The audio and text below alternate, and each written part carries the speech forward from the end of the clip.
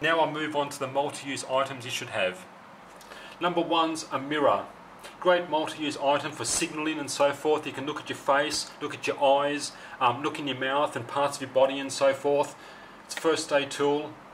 Number two, alcohol from your alcohol stove. Disinfectant, of course. Number three, salt. A great multi-use item for adding to your food to replace, if you sweat too much, replace electrolytes and salt, sodium in your body, to clean wounds in a solution and so forth, to clean your teeth, things like that. It's a good multi-use item to have.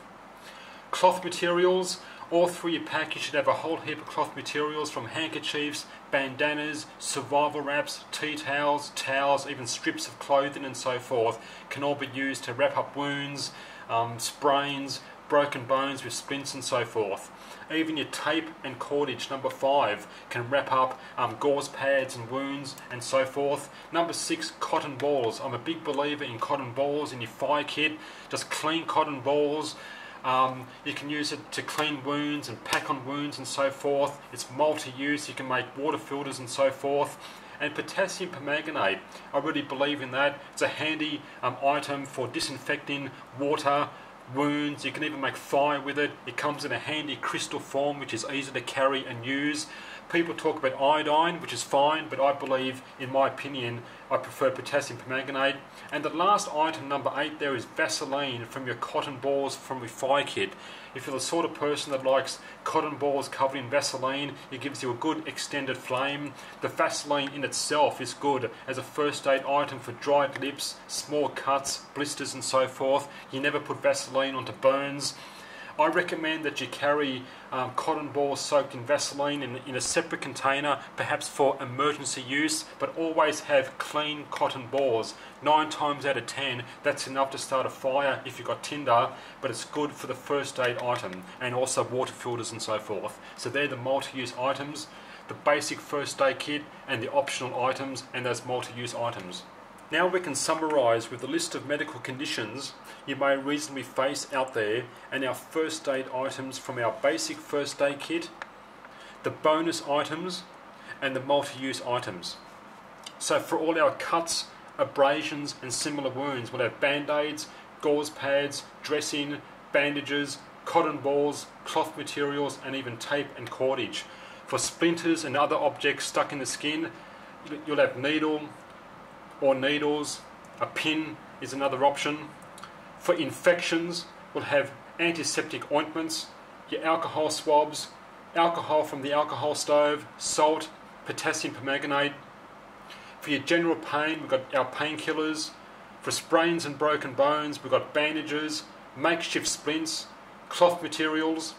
For our burns, of course, water is a first treatment as well.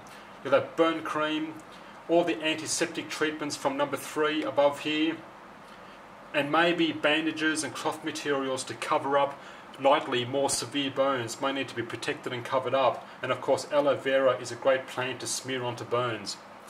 For insect bites, we're going to have our insect relief and repellent. And for food and water poisoning, you've got your antibiotics. And of course, any other medicinal plants and remedies you might know or make out there. And the last bonus item was Vaseline from the cotton balls fire extender, can be used for many handy things as well. And you'll note that the last 3 conditions are covered by those bonus items which are marked in red: the dressing, burn cream, insect relief and repellent, and antibiotics.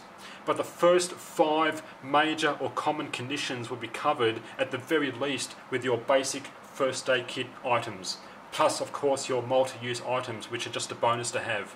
And now let's summarise and wrap up. A main reason you need a first aid kit like the one I described is convenience.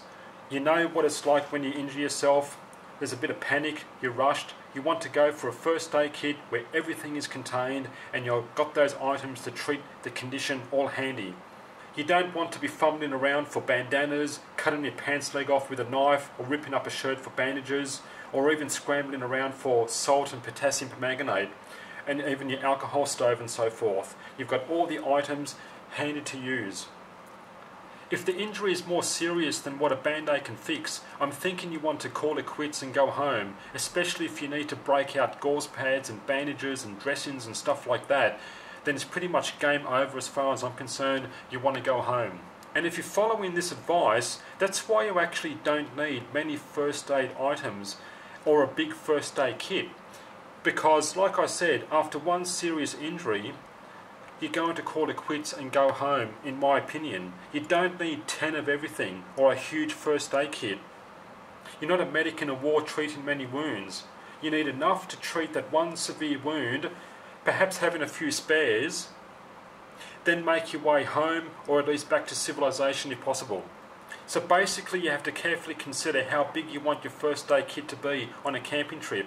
After all, there's a lot of other gear, food and water you need to carry to help affect your survival, and it's very debatable as to whether you need to be carrying much by the way of first aid. You need more than just to rely on a bandana. You need a bit more responsibility than that. In my opinion, you need at least a basic first aid kit like the one I described. I recommend everyone takes first aid courses, you buy first aid books and study them, and of course the internet's got a lot of information as well.